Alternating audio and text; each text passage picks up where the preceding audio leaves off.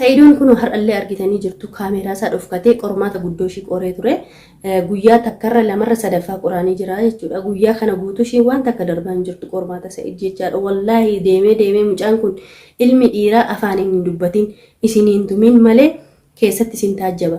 Namni oguu callisu jaarsi kiyya nan lolu jaarsi kiyya nan reebu hin jedhina callisa keessa waa jira. Gorsiki kanatu nama ajaa'iba. Gaggaraagaru danda'a inni hoo achiiris altara waaqayyo. Pleeniinu gaggaraagaru. Ayi lamaaniyyuu sarpiraayizii guddaa qabda.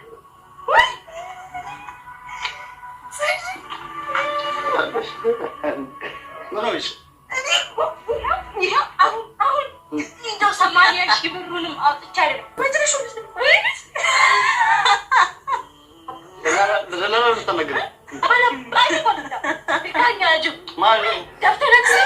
Ani majlisi maali gurgurtaa maali gurgurtaa aydi qarshii tikkeettatti muru abee honaan jechuun halkan kana dhufuu qaba jedhee kuma sadii kana naan jettee anaaf baay'ee xiqqoo dha baay'ee xiqqoo maali of gurgureen ta'u ani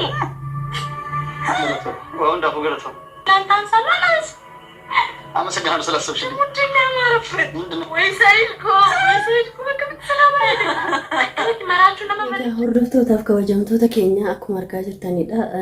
Ayyuun baay'ee muudiitti qabataa jirti jechuudha Sa'iditti maali yoo jettani yoo maraachuun edda akkana nama bareechaa wajjuma maraannaa jetti rabbi si maraachuun talaqooti maa maraata namtichaan baay'ee ijoollee isaarraa duraan dursee yaa'u garuu bakka rabbiin Sa'id kana biyya isaatti nagaan si deebisee siin jechuu barbaada Sa'idoo yaa'u ati yaanni haalli nan itti fayyadame haadha manaa kiyya gara laaffifatuuf malee maraadhees miti rakkadhees miti waan akkas ta'ee miti alhamdulillah waa hunduu guutuudha yaa'u karaadhuman haadha manaa kana ittiin hargadhu yookiin immoo toftaan ittiin ishii ofitti laaffifadhee gara kiyya dhuftu jedhee toftaa kana fayyadameen malee rakkoon tokko hin jirtu hamtuun takka illee hin jirtu jettee ammallee alhamdulillah rabbiin hamtuullee sirraa haa qabu haadha manaa kee fi ilmoo keetiin irree akka walitti deebisu rabbiin abdii guddaan qaba jechuudha.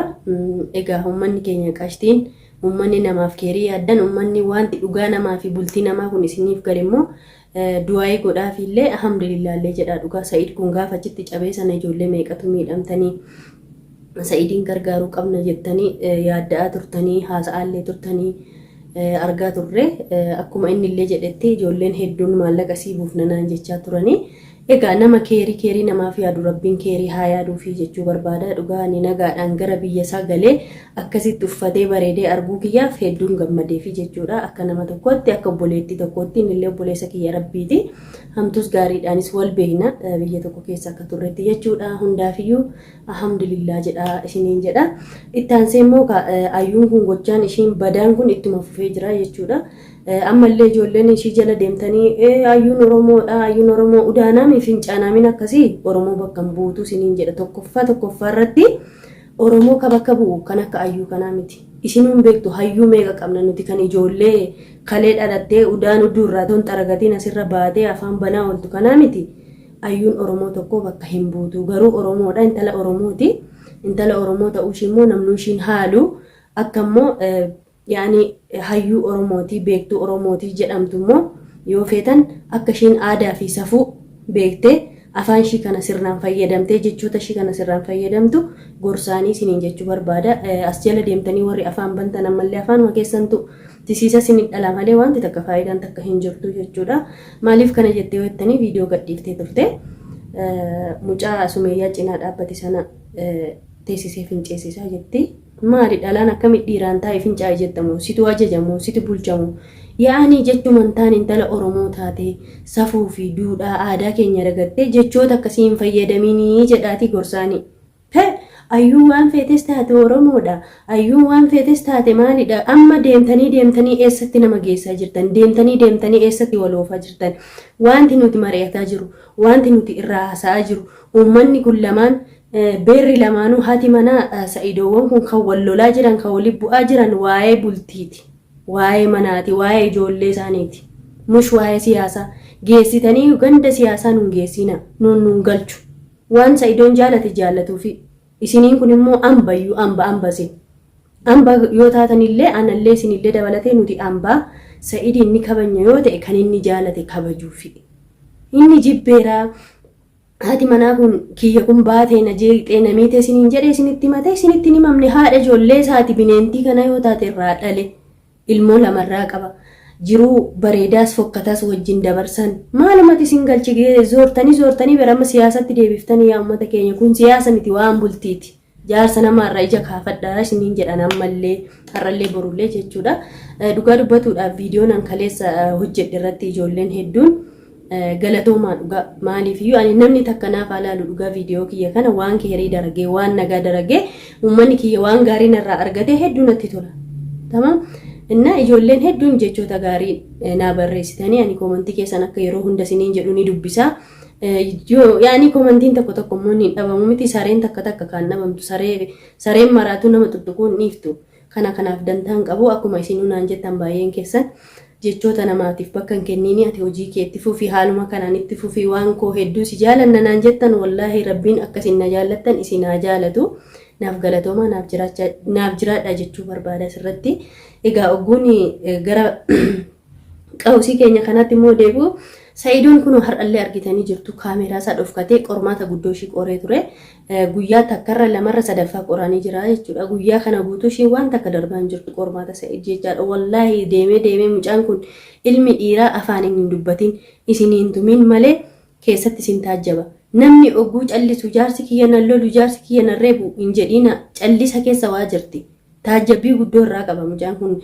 Yaani waan ishirra jibbu hedduu qaba. Mee asuma asitti sakandii daqiiqaa miti sakandii keessa akkami gaararraa taatee jijjiiramtee ani siif maallaqa erguu fi tureeyyuu 80 siif guddaa miti yaa Sa'idoo kiyya jettee agama gilbit jetti ishiin birriidhaaf duuti birrii namni jibbu jira jetti birrii namni jibbu takka illee hin jiru birriif jennee biyyaa baanee biyya ambaatti illee hafne birrii namni jibbu takka hin jiru dhugaa keeti kana yaa ayyu garuu immoo birrii akkaataan atti birrii argatte qaama kee qisaasisitee yookiin qaama kee olii gadi gootee yookiin immoo fakkeessitee afaan kee kana gadi dhodhoobattee miti bar hojjettee dafqitee akka namaa kana yoo itti argatte isaa namtichi kun ofiifuu birrii isaa sitti kenne isaaf jedheen kunoo magaalaatti tan karaatti dirree dawaa keessa jechaan turre maa afaan kee waliin maragattee mucattiinuu dhugaa siin jechaan jirtu dhugaa fi dharaayyuu adda baafattee maan dubbateen mee ilaalaa ishiin rakkoon Sa'idoon rakkatu osoo hin taane itti tollaanuu qamaa miti akka fedhe haa ta'u maaltu jarjarsee isa fida jechaa jirti kun akkuma dhageessani haa taa'u suuta haa dhufu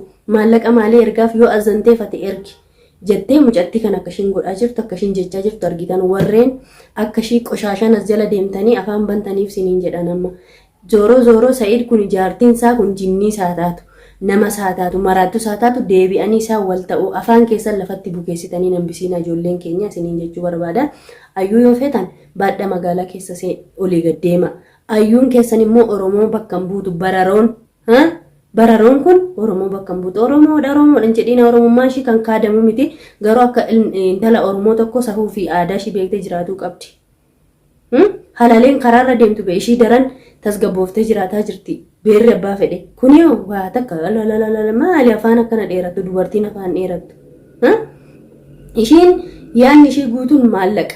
Kunoo hiriyaa ishiillee baatee waan jechaa jirtu fincaan ofirratti fincooftee nu saalfachiifte silaa maal gootira ofirra fincoofte ishiin illee son dhaamiinuu silaa fincoofte atiin kun immoo yoon ofirratti udaante maaltu beeka ofiin jajiin baatee jagnummaa keessa agarree afaan bichaa kun waa takka faayidaan qabu ani yeroo baay'ee akkasiin jedhu afaan kee hin baneen mucayyoo afaan walis sassaabbadhu adaba bitadhu namarraa adaba baradhu jaarsa kee kabaji maallaqa dhiisi maallaqni duniyaan kun boruu namuu dhiisee du'a nuu kana miskiina kanaa miti tuujarri meeqa soo deemuu makiinaan ittiin jigee du'a yookiin waa takka ta'ee du'a mucattiin kun akka qilee seentuun godhiina warri jala deemtanii harkaa cabaccabdan anarras boruu sabbaan feetan na jibbaa malee dhugaa dubbatuudhaaf duubatti hin jedhu akkuma yeroo baay'ee isiniin jedhu abbaa fedhe cina dhaabbadhee abbaa fedhe deeggaree abbaa fedhe godhee ani kun waan siyaasaaf yookiin immoo waan ittiin waa argadhu miti dhugaan jirtu haadhuma manaasaa duraa sana jirti ishiinuu kabajan gooneef keenya kunuu nu arrabsiisaa jirti maallaqa yoo feete hojjettee akka namaa jijjiiramtee maallaqa yoo feete kunuu jaarsi ishii fuudha abbaa maallaqaati maallaqa isaa sanaafuu ishiin isa jaallatte maallaqa ishii sana sirnaan qabattee abbaa manaa ishii sana sirnaan qabattee tasgabbeessitee jiraachuu kan qabdu kana lololololol magaalaa keessa olii gadi ilma himanii waan baay'ee qaaquun barbaadu warri kijibdaan as jala deemtanii waan fiddan takkittiin hin jiru dhirsa namaa warra fudhatu barattantu nama arrabsaa dhirsa namaa yaani bakkaa bakkatti zoorsu dhirsa namaa jala deemuu warreen barattantu nama arrabsa jechuu barbaada asuma irratti. Egaa viidiyoon ana isiniif qabadhee dhufillee kanumadha. Ijoolleen keerii dalagdan, ijoolleen karaa nagaarra deemtan, ijoolleen nama madaa namaaf beektan rabbiin kun ammallee yaada muraada keessan isiniif haa guutu, riskii guddoollee isiniif haa kennu isiniin jechuu barbaada. Ijoolleen immoo ganama cabsitanii ganaa nama qoshooshtan rabbiin jazaa keessan isiniif haa kaffalu. Namni nama cabsu, namni nama tuffatu, namni waan namni jedhe hin dhageenye, namni duuniyaa bichaaf rabbii isaa dagatee olii gaffiigummoo faayidaa takkittee hin qabu isiniin jechuu barbaada. Egaa akkuma yeroo mara isiniin jedhu komantiidhaan na jajjabeessaa, sheer, sabiskiraaybii illee naa godhaa, jechoota narraa jibbitanillee na adabaa. Ani badii kiyyarraa deebi'uuf qophiidha isiniin jechuu barbaada. Galatoomaa jiraadha, isiniin jaaladha. Innaa salaamataallee isiniin gaafanne uummata keenya assalaamu alaykum ashamaa harka fuunee kabajamtootaaf hordoftoota waan kooshoo jirra jirtu bakka jirtanitti nageenyi kiyya isinii qaqqabu isiniin jedha.